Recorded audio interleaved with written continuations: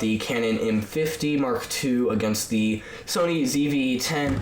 Now, each of our decisions are a little biased because I'm a Canon user, he is a Sony user. 3 ups, 3 downs of our camera, and then we're going to start talking about the other person's camera. With the Canon M50 Mark II, the 3 ups, comparing to the first Canon M50, has clean HDMI out. So it has HDMI out up to 4K, so I can plug it into a capture card and use it as a webcam if I ever wanted to. It's pretty normal how I have that flip out screen. You have full control of any of the settings that you wanted to. I think it's like the perfect size body.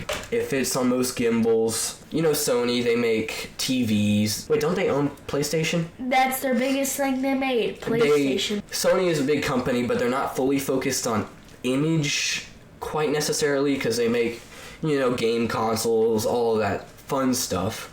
But Canon it narrowed itself down to cameras and printers, which is in the image category. So Canon is known for their colors and for their autofocus. Canon and Sony autofocus, they can challenge each other. From seeing videos from both sides, both cameras, I can't really tell a difference. They're both really good autofocus. I just love the color science on here. If we go to the 3 cons of this camera, one con in this camera would be how it has 4K, but it's in a crop and the autofocus is basically unusable. You can see that in my other video about the Canon M50, how when I punched into that crop was intense, the autofocus was unusable. Another downside, I would say, it's not really too much of a downside, but it's kind of a downside, is that the lens mount on this camera is not a full-sized EF. It's called a EF-M for a mini EF, so you're kind of limited to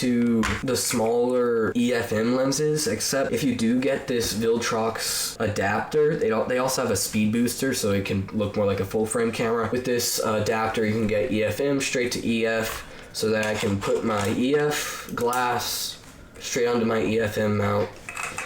And my last downside to this camera would be, I guess this applies to every APS-C sensor, even some full frame, depends on the lens you have.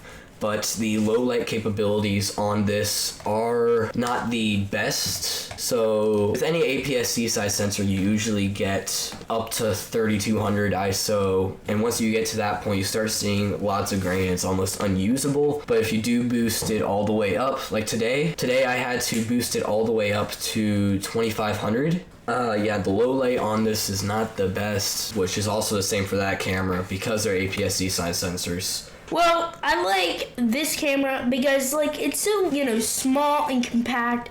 Not too small where you can't, if I grip this, there's a nice grip right here. I don't really have any trouble getting my fingers around here. So this is, the perfect size camera for what you're buying. Not saying the M50, but on other cameras, there might be one button for, one control. On this one, there's, 3 zoom buttons, 2 menu buttons. I just use this one because this is the closest to my finger. 4K with a crop, because it's a crop sensor, it's going to crop in 4K. But Sony autofocus does come through. It's not as good as it would be in HD, but it does come through in 4K, and it can shoot 1080 up to 120 frames per second, which does beat the M50 because it can shoot 120 frames at 720p. After looking at some example videos of the slow motion on there against the slow motion on here, sure, it's 1080, there's more pixels, but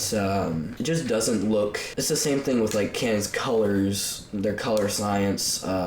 I'd just say that the Canon would win the color and the look battle when it comes to slow motion, but that one would win the resolution. This is kind of hard for your cover for your mic jack.